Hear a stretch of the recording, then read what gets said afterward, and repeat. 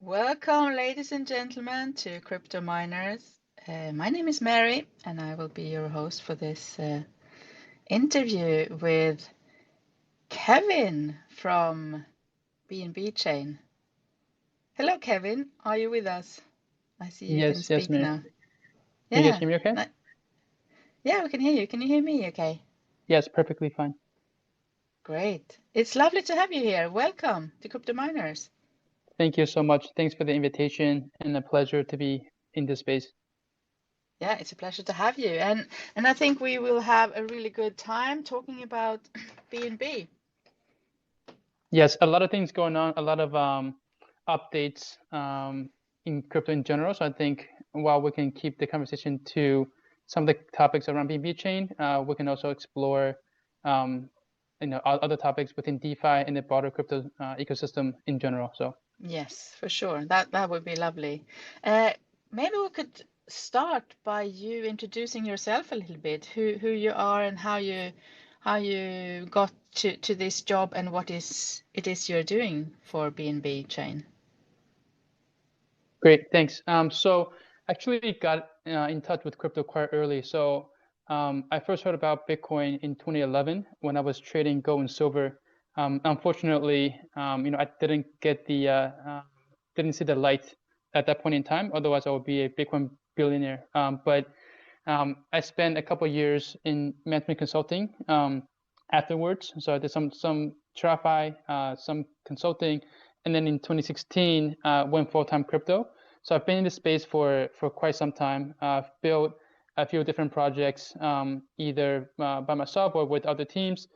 So mostly in the DeFi space. So I've done kind of supply chain finance, indices, asset management products, real assets, trying to bring real estate on chain. So kind of a number of different areas, some of which have taken off, some of which are still what we're calling nascent categories that might pop off in the future if there's a catalyst for it. So that's kind of like my journey. And now I'm at BNB Chain working on expanding the DeFi ecosystem, focusing on new innovative categories such as options vaults, options trading, derivatives, indices, copy trading, synthetics, real assets. So anything that's potentially up and coming, then potentially the next big thing to pop off will be something that I keep an eye on. That sounds amazing. So how what does a day look like for you at work? Yeah, so it's been changing kind of over time. So initially, the role that I'm in, what we're calling the ecosystem growth manager or partner growth manager, the role used to be more of a semi BD role where you're trying to get projects to come onto BNB chain.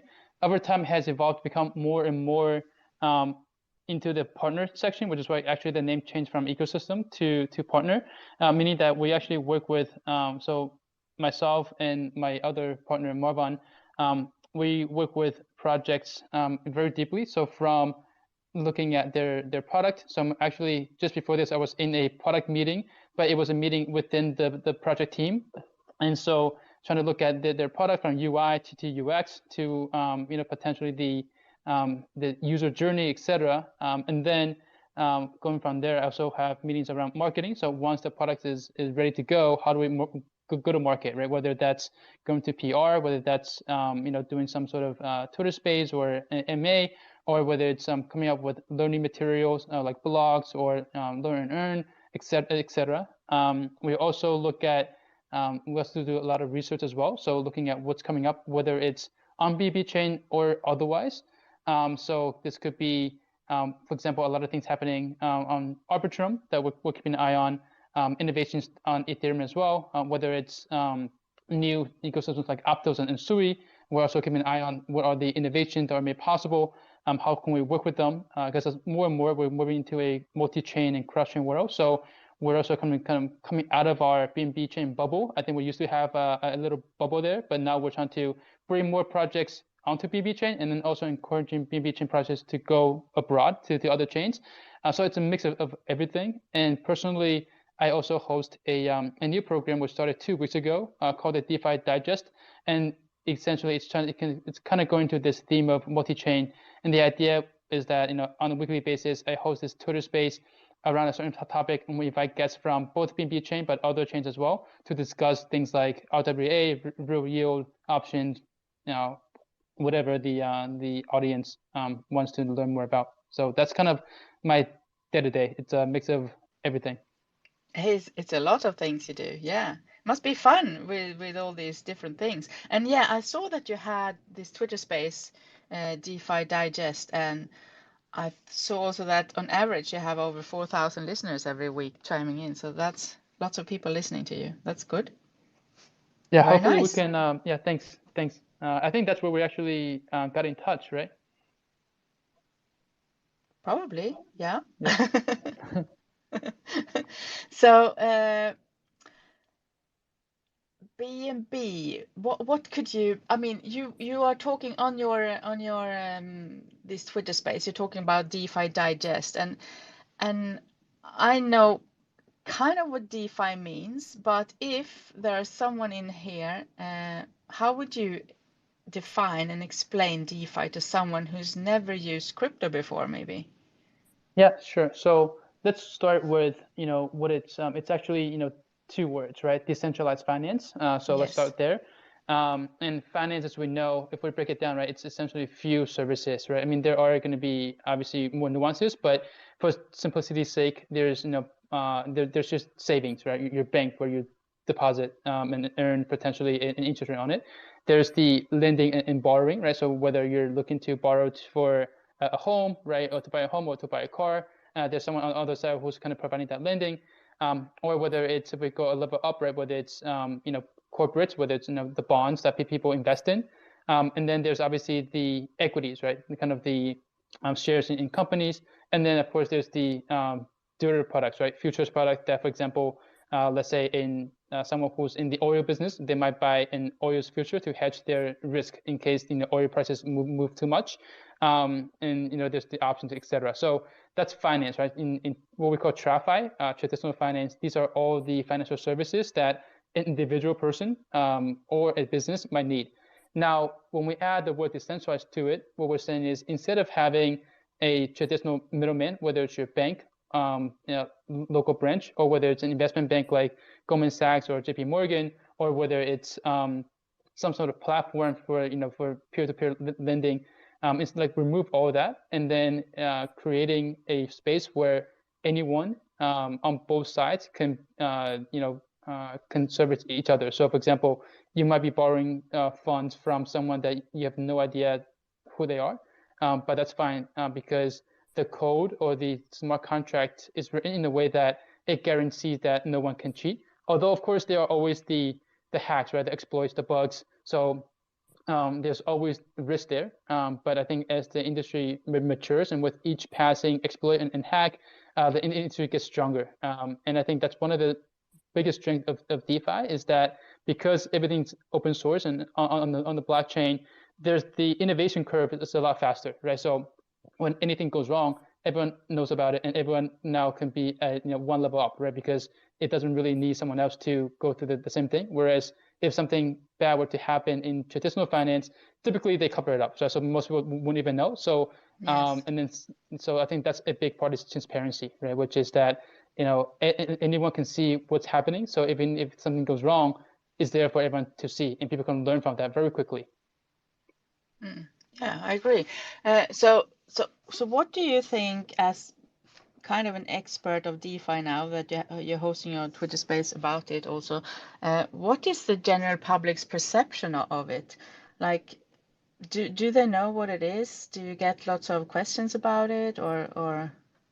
Yeah, no, definitely. So I think there's always this this bifurcation, right, of users who are very what we're calling degens, right, and then a lot of the newer people who are might be, Bitcoin might be the only thing they ever heard of, right? So I think with us, right, I think with any blockchain at this point within the crypto space, this theme of let's go for the next billion users, right? So that's been a catchphrase that the industry has been going after, and I think if that's going to be your goal, you have to consider the fact that most people, probably like 90% plus, would be people who are currently not in this space yet, which would mean there are newcomers who do not know much about crypto, right? Which is probably why we are doing more educational content, like the Twitter space that we're hosting, which is to help people to understand. Which is why also when we're looking at products that we're rolling out and products that I'm working with, I'm always asking them, look, I'm gonna pretend that I have no idea what this is, and I'm gonna try their product, and I point out all the areas where I would get confused if I were someone new, right? So I think there is this issue where the people who are building these products, sometimes they go off of what they know, so they assume people know what certain things are, whereas actually that's not the case. And sometimes even I get confused on some of the products I tried. I'm like, look, if I can't figure this out, like, the retail users aren't going to figure it out either. So like, you got to fix this product, right? So I think that's something that's changing for the better, because what has happened historically has been that it's been mostly engineers who have kind of joined this space first. And so teams are very much lacking in product and UI UX designers. We're starting to see a shift in that, as in teams are trying to understand that, okay, being user-friendly is really important, and getting the right product and the marketing and the UI teams ready are really important. But I think it hasn't gotten to a point where it's industry standard, if that makes sense, right? So they are the projects who are like, oh, we understand, we see the light, but then there are still the projects who, we talk to them and they're like, why do we need to do that? Like, it should be obvious. And so it's a mix. And I think over time, those who get it and those who can serve users better will win out. And I think that's going to be, we'll do our best to educate and help projects to become more user friendly, so that more and more people can get into DeFi. I think you're touching on something really important here to reach mass adoption, among other things, because it's too complicated still to buy crypto for a normal person who never was into this, and you need lots of help and guidance if you're not, well, a tech guy maybe can figure it out himself, I don't know, or herself, but yeah, it's fairly complicated still. And yeah, as you said, like if you ask a dev about his project, and it's very hard to follow what he says, because he talks like everyone should understand where he comes from, but very rarely people do. So yeah, I think that's a big thing. Yeah, no, I definitely agree. I think I would say though, that's probably like where I spent most of my time these days, probably like 50% plus, is trying to convince teams to make these changes. And so actually we are making progress, at least with the project I'm working with, where, for example, some of them are incorporating fiat on-ramps so that you can actually buy crypto with just your credit card or bank account. So you actually don't need to be crypto native. Some of them are going to also kind of have a wallet creation process right built in, so that you actually don't need to start off with a wallet. I think that's been, I mean, CZ did an interview, I think a couple of weeks ago, where he was asked, what do you think is the biggest barrier and the biggest opportunity? And he said wallets, right? I think because if you're someone who's not crypto native, you're not going to have a wallet. But essentially, I would say 99% of projects that are built today assume you have a wallet, right? Because the first thing that they ask when you go to the website is connect your wallet. But then that's a problem, because if you're someone who's new and you don't have a wallet, you're stuck, and you're going to be like, okay, I'm going to exit out of it, right? Yeah, and you don't have anyone around then to talk to or ask, because sometimes you can't even read how to do it. You need someone to talk you through how to do it, because it's many, many steps, and many of the steps can go wrong sometimes. Exactly. And you have to like find a little bug avoidance or whatever it can be called, and it's not easy. So yeah, good for you that you are trying to help out there. It's really good, because I think it's very much needed. So do you think that people see the DeFi as a good or bad thing though then? I mean, also about the regulations and stuff. Is it gonna go good together with regulations, is DeFi? Is for instance, companies or businesses or shops, that has to stay compliant with government regulations. Do you think that there's a market for DeFi adoption in that sector of the economy? Yeah, so I mean, this is a very, very large issue, right? With and there are it's a multifaceted kind of I guess issue that we need to look at from different angles. So I think for one, I think regulation, just like blockchain, it's just a tool, right? It's neither good or bad by itself. It depends on how it is. So I think sensible regulation that fosters innovation, I think that should be encouraged.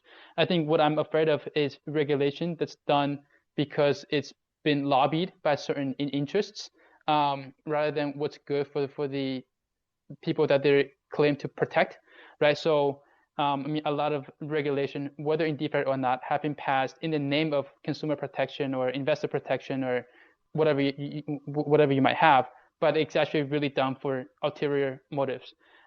Whereas I think, for example, the MiCA regulations have been kind of passed in the EU. Although there are certain parts where I wish it were a little bit more looser, I think in general, it's a good framework, and sensible one where it does not try to kill NFTs or DeFi. It was more around stablecoins, and kind of the on ramps. And so I think from an institutional perspective as well, right? I think you need to have regulatory clarity for institutions to come in, for businesses to come in, because you don't want to take that risk of not knowing what might happen. If you do something and then later on you get sued by the SEC or by some other governmental agency, or if you get run afoul of the RIS for some reason. So I think regulation is needed, but it needs to be sensible and it needs to be done in a way that pushes the space forward. And I think it's a huge opportunity for governments, for countries as well, as the kind of the next industry that will really revolutionize, I believe, everything that we do. So even in terms of like regulation, if we look at it from a global perspective, there are those who are loosening, there are those who are tightening. And I think what's good about this space is that it's a globalized ecosystem, and so people vote with their feet, so that people could go wherever it makes sense. So I think like regulation is definitely needed, but it should be done to prevent, prevent scams, right? Prevent exploits, to hold hackers accountable. Right? I think those are the things that should be done, but in a lot of places we're not seeing those things come in. We're seeing cases being brought to protocols for other purposes. And I think, for example, recently as well, there's been the controversy around SBF, right, and BitBoy, around the potential. I'm not going to go into all the exact details, because some of the details aren't exactly out yet. But I would just say that there's also a lot of things going on behind closed doors. That people are trying to lobby for their own purposes. So it's quite a complex issue, and there are a lot of nuances. Yeah, for sure. It's like we can't look back and see in the history either what we could do, because this is all new. So we have to like invent the wheel, I guess, with this. Yeah. I mean, I think especially out of the US, and so I mentioned MiCA, out of the US. I think at least it's some sort of reasonable framework. I wish the US sooner rather than later would also put in place some sensible kind of guidelines and framework, instead of the current kind of regulation by essentially suing companies, right? I think it's good to actually provide some guidelines so that companies know what they should and should not do, as opposed to doing something and then a few years later being said, hey, what you did was wrong, right?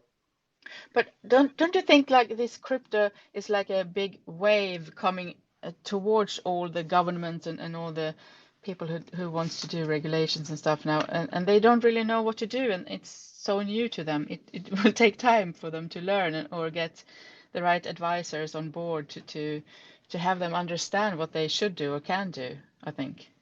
Yeah, I mean, I think if we look at it historically, right, there have been precedents that we can look to, right? Whether it was with the, especially with the internet revolution, right? I think what they did back then was they gave the space, like essentially a sandbox, right? Give it enough space for it to grow and innovate and fail and change to a point where the space mature enough so that people understood what are the issues and what were the things that make sense, and then applied regulation as the need arose. I think right now we're probably not at that stage yet with crypto, so that's why I'm saying what I would recommend would be for some very wide frameworks around issues that are for example, the lawmakers know about, and especially the issues where it's clear what should or should not be done. So, which is why I think, for example, maybe starting with stable coins, but then maybe don't touch NFTs or DeFi yet, because I think even as an industry, we're still evolving, right? I don't think there's anyone who can say DeFi exactly X or NFTs are exactly X, right? I mean, the use cases for NFTs, for example, it's still evolving. People are starting to figure out, is it mostly for gaming? Is it for, is it just the profile pictures? Is it going to be music? So, I mean, if an industry or space is at a stage where even the people who are the forefront are still in the exploring what's possible, I don't think that's the time where you should come in with regulations, because you don't know if that regulation makes sense. And so I would say probably the best thing is to let people explore, experiment, and then if this for example, if this space becomes a $10 trillion market cap or 20 trillions, maybe at that point, okay, then it's mature enough where we know what's good, we know what's bad, and we know what works and what doesn't, and then regulation coming in at that time. Also gives the regulators and lawmakers a few years to learn more about the space, right? So that they're not making a decision just because someone told them something, but it's okay, they actually understand what the things that they're kind of making, or exactly, they know what they're talking about, I guess. But centralized finance is probably always going to be the core of most countries' economies. Don't you agree with that? And yeah, I think at least for a long time, right? So I think for me, I think as someone who's kind of entered this space quite early, the way that I tend to look at things is, especially with something like Bitcoin, for example, in DeFi is it's independence and freedom, and also a plan B, right? So if we look at, for example, what happened in Ukraine, right, or what happened in countries where there's runaway inflation. I mean, I think we talk about 10% or 8% inflation is high, but if we look at compared to some of the other developing economies where they're running at 20%, 50%, or 80% inflation, essentially your wealth melts away in a year. I think having something that's outside of the system should be something that you should think about before it's too late, right? So, and unfortunately, I think most people will only realize the need for a plan B and when things are too late, right? So when your wealth is already gone, or when regulation has been already put in place where capital controls in place where you cannot have a way out, that's when people realize, wow, I really should have done X. I really should have had a plan B. Now, whether that plan B is Bitcoin, whether that's gold, whether that's something else, I think that's up to the individual. But for me, I think crypto is definitely something that's that lifeline, right? Because for example, if you're someone that's trying to escape Ukraine, you're not going to be able to carry your home. You're not going to be able to carry gold bars, right? But for those who have Bitcoin, they are able to kind of take it. It's essentially a USB or just a piece of paper with the private key. You can take that anywhere you go and start a new life. Whereas if you don't, and your funds are all locked into the existing financial system in your bank, all those funds are locked, right? You can't, your accounts are frozen, and you're going to have to start from scratch, or in some cases you might even have the funds to move, and you're stuck in a place where you do not want to be. So I think that's, to me, that's the power of crypto, of Bitcoin. It's that the independence to life in some cases. Yeah, I agree. So what are your thoughts about KYC in DeFi space? Yeah, so I think what I'm seeing already though is there is this bifurcation, right, of kind of compliant protocols versus the more I would say laissez-faire protocols. So after Tornado Cash, right, there's been a huge reflection within the industry, and there are protocols that are moving towards a more KYC, ML, just in general compliant stance. There are protocols who are going the opposite direction, right, where they're saying, you know what, we need to become more resilient, we need to become more private in order to kind of get away from this sort of overreach as seen by the government. And sometimes what's interesting is the same protocol, the same product is launching both products. So they have one that's completely permissionless, and then they have one that's like really, really tightly controlled. So I think we're starting to see that. I think it's inevitable because there will be the need, for example, as you mentioned, businesses, right? Like businesses, because they do have a what we call IRL, like in real life presence. They can't say they're going to opt out of the economy completely, right? Because if they're a store, if they're selling something, they're going to have to interact with the real economy. So but I think we shouldn't be in a place where we say we can't serve those players. So I think there will be almost two DeFi ecosystems. One for those who want to remain private and anonymous for whatever reason, and then there will be those who kind of opt into the KYC ML compliant DeFi ecosystem. I think we'll get both. So do you think people should be allowed to choose themselves then too? I think so. I mean, just like we have a freedom to speech, right? A freedom to privacy, right? I think what sometimes bugs me is the question of, if you're not doing anything wrong, then why do you care about privacy? Then I would frame it this way: like, if you're not doing anything wrong, then why don't you let anyone just see whatever you're doing on a daily basis, right? Why don't you install cameras in your home so that everyone can see? I think the right to privacy.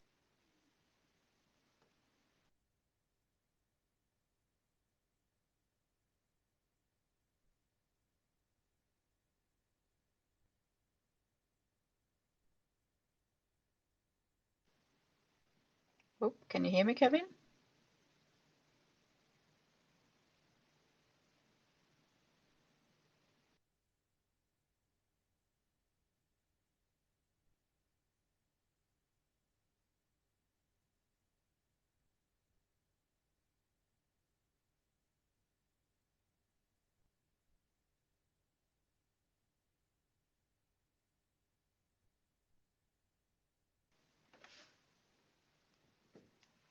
Kevin, are you there?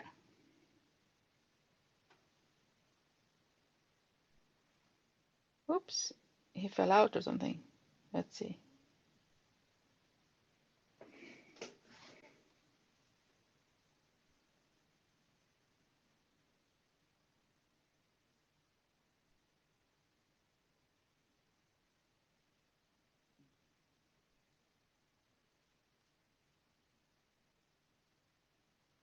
Hello, sorry, I think I got disconnected. Hello? Hello, you're back. Okay, sorry. Yeah, very good. I don't know what happened. Yeah, I think I got disconnected. Apologies. No worries. The technique is not always on our sides. Yeah, so I don't know where I actually got disconnected or where I lost the connection. But I think we were talking about KYC, was it? Yeah, and yeah, exactly. And the chance to choose yourself. Yeah. No, I think there should be a right to privacy for those who want it, and then there also should be a right for people to opt into the KYC system if that's what they desire. I think both sides have pros and cons, and I think it should be up to the individual, the business, and the individual person to choose which one makes sense for which purposes. And it could be that that same individual uses a anonymous DeFi protocols for some things, and then for other purposes, he KYCs into the protocols. For example, maybe if it's a KYC based system, they could potentially get a lower interest rate, right? Because they can have their credit score be tied to it. So that if for that purpose, they don't really care about privacy in that instance, where they value the decreasing cost over the right for privacy, then they might choose to do that in that instance. But if it's for another case where they might choose to do the opposite. So I think it's up to the individual, and it's up to the specific use case. Yeah, okay. So what are your thoughts on privacy coins from a user point of view? Who does not know about crypto, and can he explain the pros and cons? Can you explain the pros and cons? So I would say that I'm not an expert on privacy coins from a kind of cryptographic perspective. I'll just say that Okay. one, privacy coins, right? I think there is a place for them, kind of in the extreme case, right? So the same way that I think Bitcoin is a plan B in case, probably my friend's shit goes down. Privacy coins are a plan C if shit really, really, really goes down, right? So because we have to consider the fact that there are those people in situations that are different from our own, and to no fault of theirs, right? So if they are a political refugee, or if they've done something in a country where the leadership isn't approved of what they're doing, right? For example, right, if someone's trying to donate or do business with someone in Iran, for example, and that could be seen as breaching certain sanctions, but it could just be that this is a mother who is trying to help out their daughter who has not been able to leave the country, right, and to survive. But in which case perhaps doing it through a privacy coin might just be easier. Whereas if they send it, if they try to use something like Western Union, right, or PayPal, it just might not even get done because it would just get blocked, right? I mean, so I think we have to think that there are always people who are in different circumstances, and who might have these use cases. I would say though, from a and I'm not supposed to give any investment advice at all, and this is not investment advice at all, but I would say though that from a regulatory compliance standpoint, we do see governments, right? For example, in South Korea, kind of cracking down on privacy coins, which means that a lot of exchanges might delist them or have delisted them. And so, if you're looking at it from an investment perspective, you have to take that into account, which is perhaps with crackdowns by governments, there's the risk that it might get delisted from exchanges, and then you might not be able to exchange them easily. So. But yeah, that's kind of my take on privacy coins. Yeah, okay. So let's talk a little bit more about BNB and the BNB chain. What's going on there? I mean, what's new? What news can you tell us about? What's coming? Yeah, so as I mentioned, a lot of things. One is around the theme of multi-chain. Previously, BNB Chain has been more of a bubble, right? As I said earlier, where the protocols from all the ecosystems stayed outside of it, and the protocols within BNB Chain kind of stay within it. We're starting to see a shift now. We are it's part of what I'm doing. So I'm working with our business development team to bring more protocols, blue chip protocols, especially from other chains onto BNB Chain. So for example, we've seen Balancer kind of just they're going to launch their LBPs on BNB Chain. We also submitted a proposal for Aave to expand over as well, and we're making similar efforts for kind of the other household names in DeFi, especially kind of the top protocols within the Ethereum and L2 ecosystems.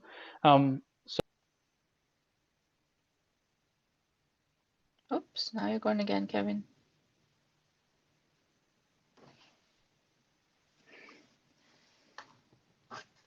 So we're going to sing a little bit while we wait for Kevin to come back. No, I was just kidding. Do you have any singers in here? Can you hear me, Kevin?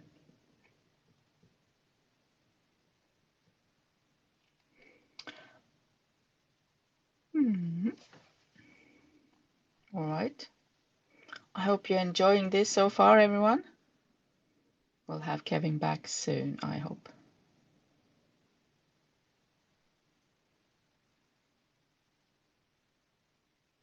The internet is old enough to be safe and secure, but apparently there is still issues going on.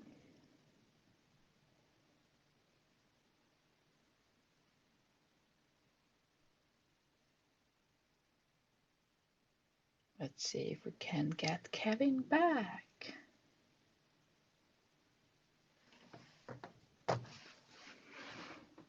So is Elon Musk in here? Maybe he can take the stand. Elon, are you here? Please raise your hand.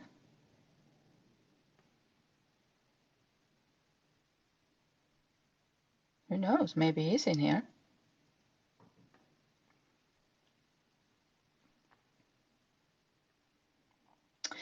Kevin, are you coming back to us?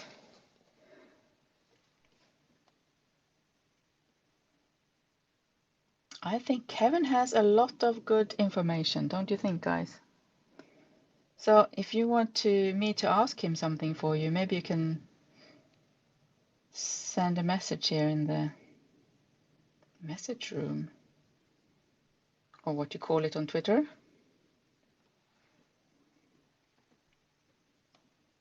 Seems Elon is busy. Maybe he's on his way to Mars or something. Kevin, where are you? Well, I could talk about the BNB Chain news, but I don't really know them, so yeah, if anyone in here knows where Elon Musk is, maybe go and get him. I think BNB has a partnership going on with Twitter. Is that true? Anyone who knows?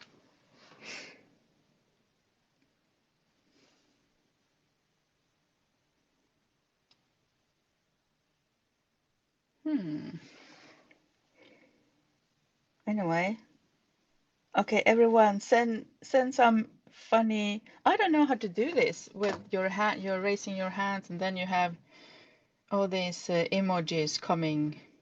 Please send me some hearts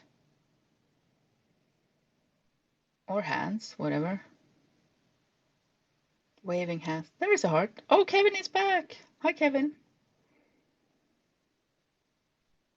We missed you. Can you hear us now, Kevin? Sorry, for some reason having really bad connection today. Apologies.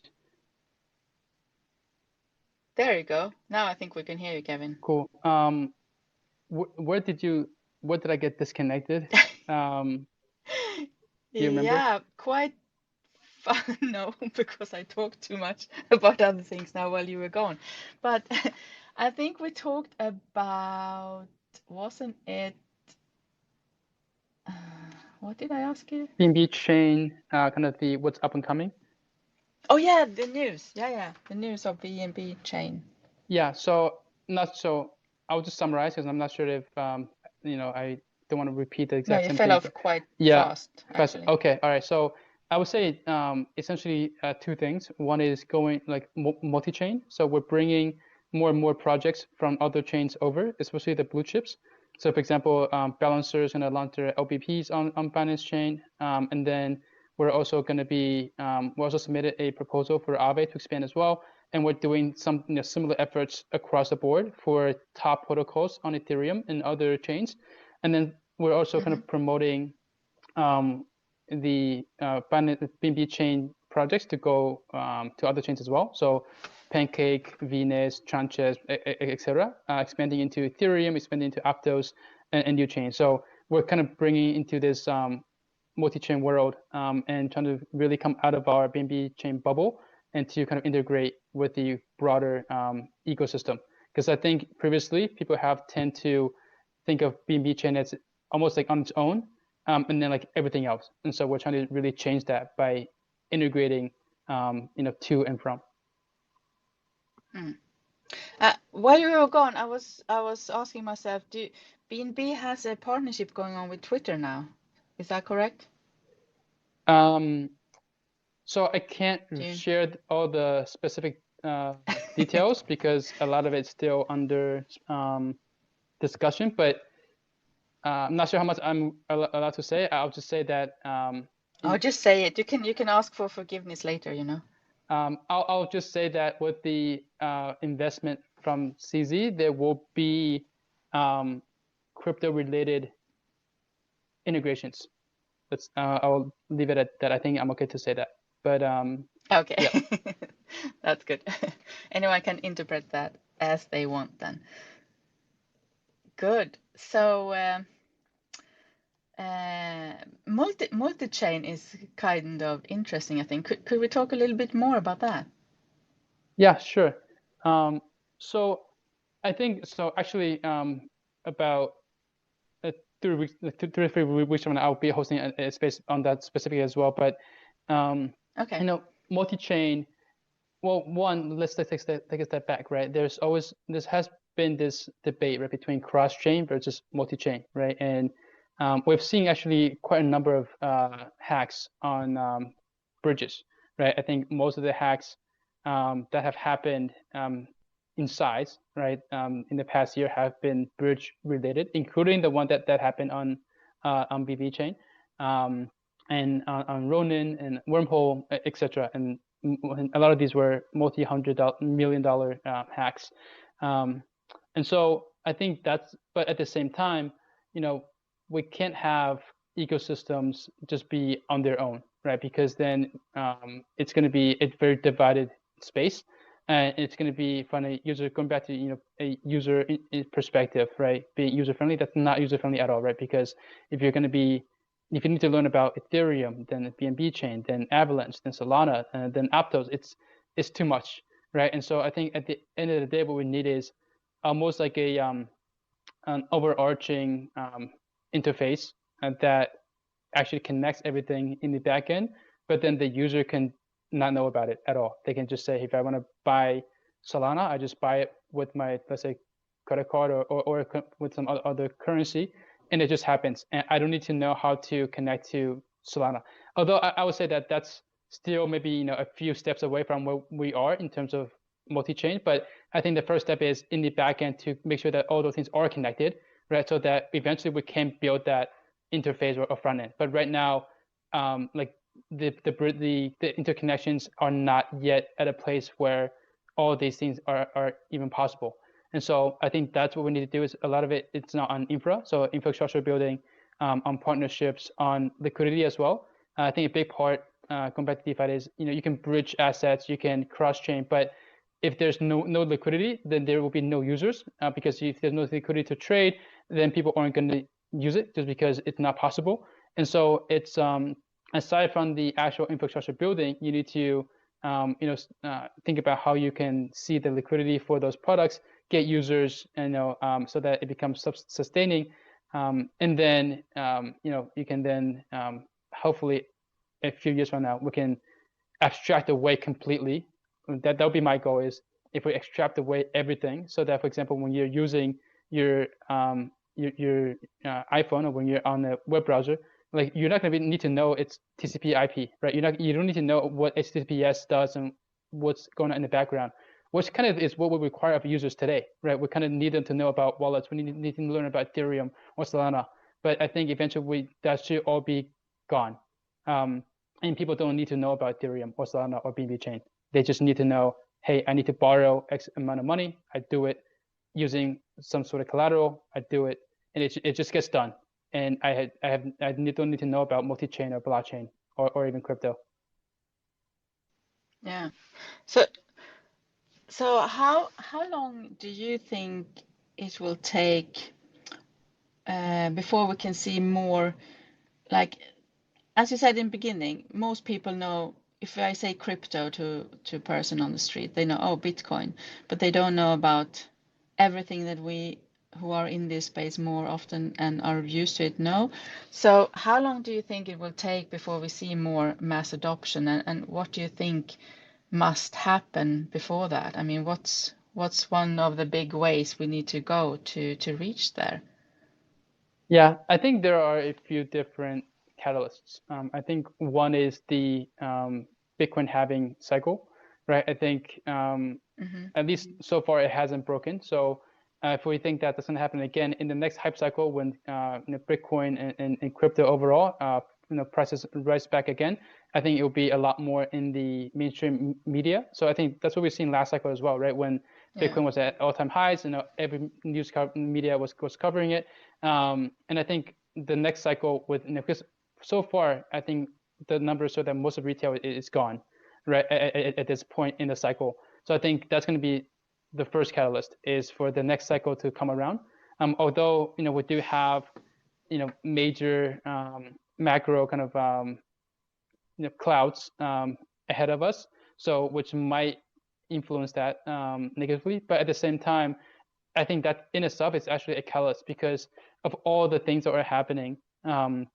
and other things that's going on globally, I think more and more people are waking up to the fact that you can't just trust the system that you have to always provide for you and to always look out for you and have your best interests at heart, right? So as more and more things go wrong, as more and more things go haywire, I think more and more people are going to want to have a plan B, right? That I mentioned before, just in case, right? Because more people are realizing that actually the people who are supposed to be in charge and supposed to know everything, they don't, right? And so then you need to take things into your own hands, right? You need to be So you think responsible. these Yep. bad times that maybe we're facing now and that's coming ahead, that will also help crypto adoption in a way? I definitely think so. I think it's probably the biggest advertisement. Yeah, probably. You're right. Like it's not going to be overnight, but it's something that I think once we do come out the other end, I think people are gonna. This is a major catalyst for adoption.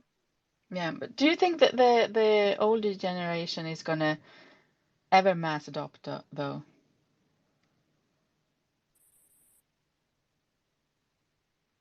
I mean, yeah, the younger generation, they are on their phones all the time. They're born with the phone in their hand. They know how to set up a wallet very easily, but maybe the older or the very old generation, they will never have to, probably. I don't know.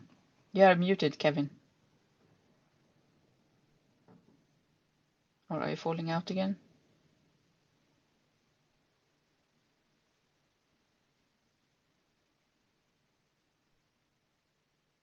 Okay. Can you hear me, Kevin?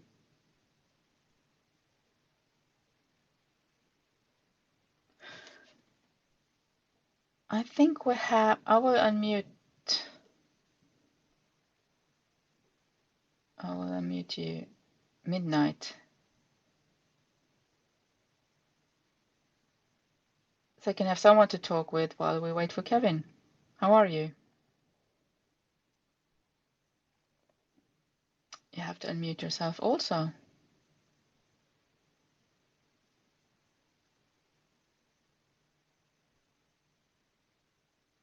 Midnight, are you here?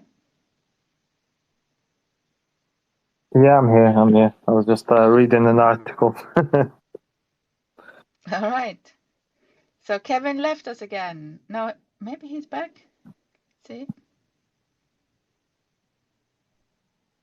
Kevin? How'd you do this heart stuff? Ah, cool. Kevin, are you back?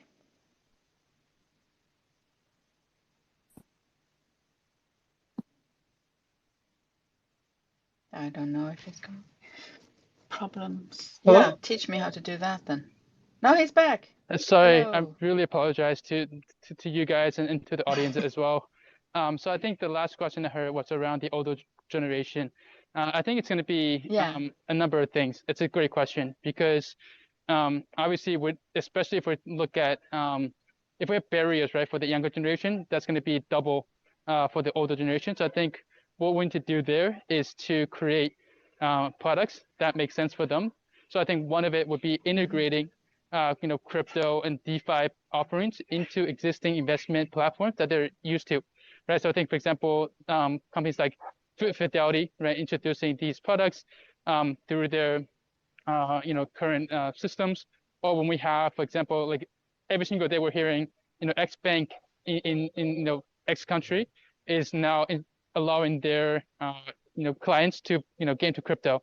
I think the older generation will probably have to be adopted more from that angle. So that's why we also have a team that's now working with these institutions who are serving these older generation clients, so that from a user experience perspective, they don't need to go learn about crypto.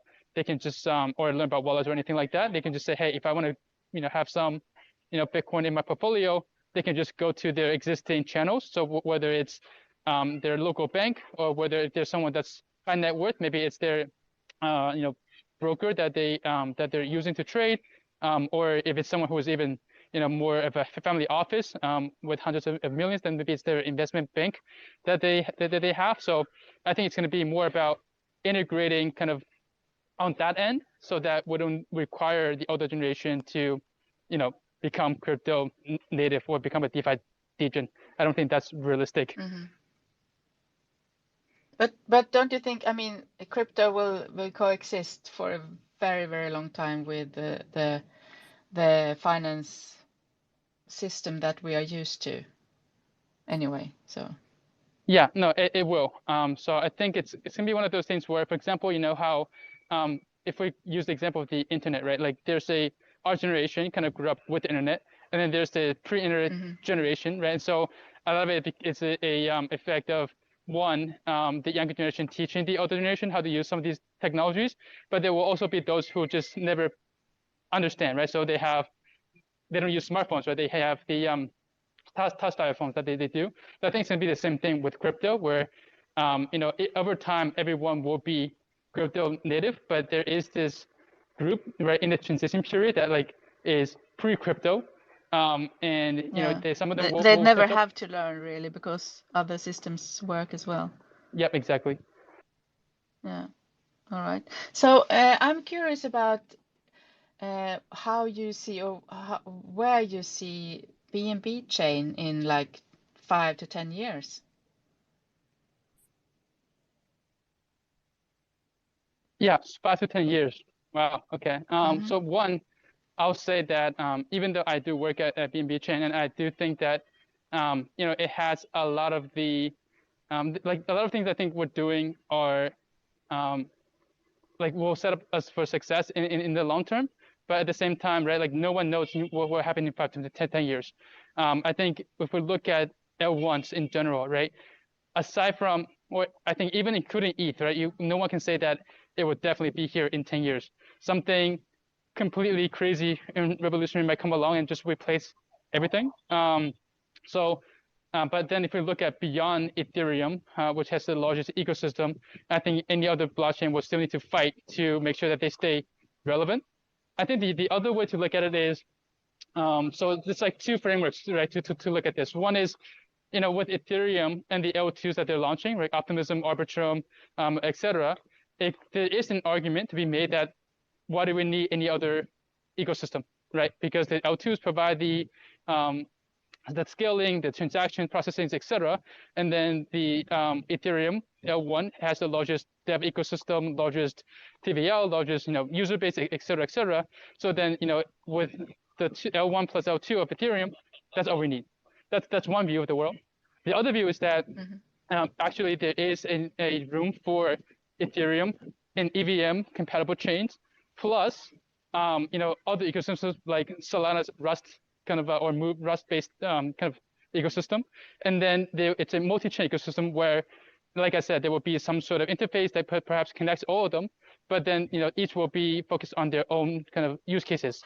Personally, I tend to lean towards the latter. So I think in 5 to 10 years, I think BNB Chain will still be very important. I think historically, BNB Chain has been very retail focused. So actually, we in terms of users, we actually surpassed Ethereum, I think, like last week. But we are also moving towards more of an institutional focus, because I think that's going to be the next wave of large adoption. So I think 5 to 10 years we'll still be here. In terms of like exactly where you are or what might be there, honestly, it's anyone's guess.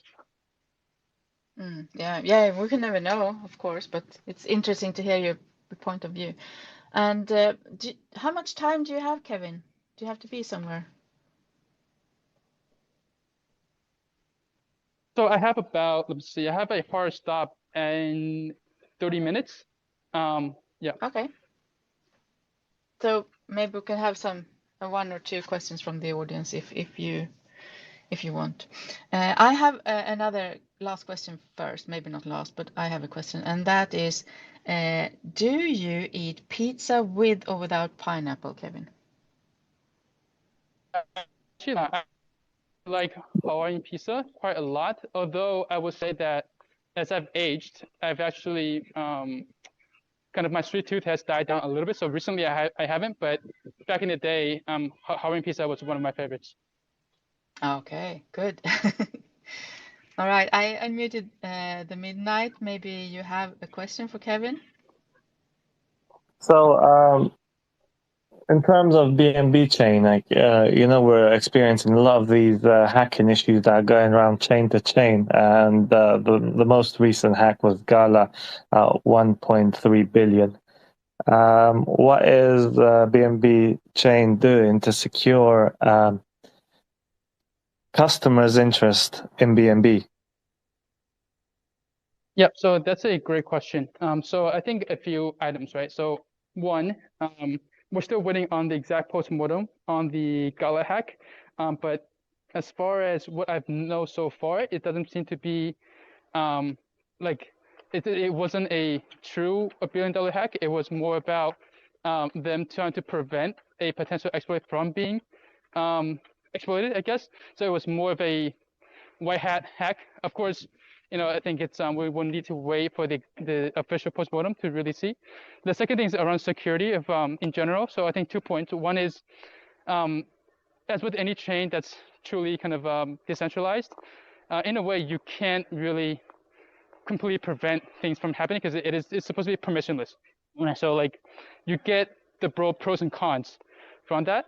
Although the third point is that we actually we do care about security a lot. So for example, all the projects that I'm working with directly, we require them to have at least 2 security audits and a bug bounty in place before we can help them do any sort of marketing. So I think that's one. It's like previously, I think we haven't had this strict requirement, but now, especially with DeFi protocols, we need to have them go through a number of audits before we would even do any sort of promotions or any sort of marketing or endorsement. But then again, right, like even if a protocol has been audited, it doesn't mean it can't be exploited. In fact, a lot of protocols that have been hacked have been audited by multiple firms. So I think it's one of those things where you can try to do the best you can and have high standards, but you can never completely prevent it because it is a permissionless system. No, I fully understand. My question was answered because just want to know the security side of things that are being done and things that are being audited. But my biggest question would be for Binance Chain. What is Binance Chain doing to stop all these scam artists that keep coming into your smart chain, BEP20? So because that's a very volatile area right now, and I feel like there's not much being done to stop all these artists from being caught. I know, is there a department that is looking at these things to even if it's $10,000, $1,000, stopping these people from doing these things? Yeah, no, so actually we are doing, yes, good question, actually. So there are a number of initiatives that we are doing. So one, if you haven't checked that out, check out Avenger DAO. Essentially, it's a project that we launched to, scan through all the kind of the projects, smart contracts, and it will send, mark them as high alert or high risk. So we do have Avenger DAO, so check that out if you haven't. It's a DAO that's supposed, with the purpose of identifying and alerting the community to, risky or potentially scammy projects. We also have an internal security team that's a weekly smart contract audit of all the, I think of most, if not all of the smart contracts that are deployed, and they will highlight based on their risk metrics, which ones might be of high risk.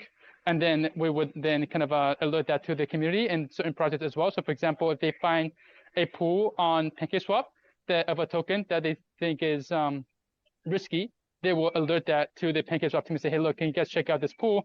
This could be from a project that's going to potentially rug pull. So we do have things that are in place to prevent as much as possible things like that from happening. Well, thank you for answering my question.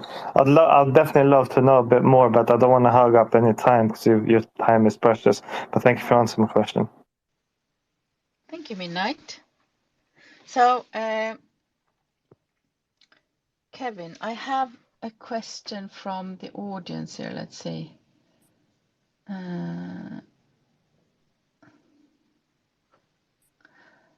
Projects and traders using DeFi often rely on DeFi bridges to switch between chains. We've seen bridges tend to be quite a vulnerable point of DeFi as being a target for exploits. Do you see any DeFi solutions around this? Yeah, so I think I will say a couple of things, but again, I'm not a cryptographic expert, so so give me 1 second.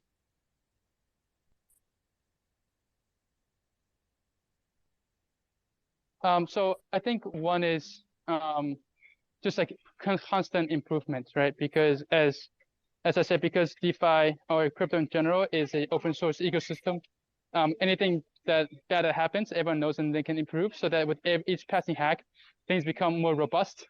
I know that's not very reassuring because it's not a guarantee that things won't happen again. It's just a constant kind of improvement over the previous iterations. I think the other thing is that we're seeing more and more projects try to kind of cooperate as well. And I think also with ZK, zero-knowledge proof, so I think that's going to improve as well. But yeah, I don't want to go into say too much on this topic just because I'm not an expert, and so I don't want to pretend like I am. But yeah, that's all right. Yeah. So okay, a last question for me then is why should projects build on BNB Chain instead of other blockchains out there? What's the main cause in your mind, or main causes maybe?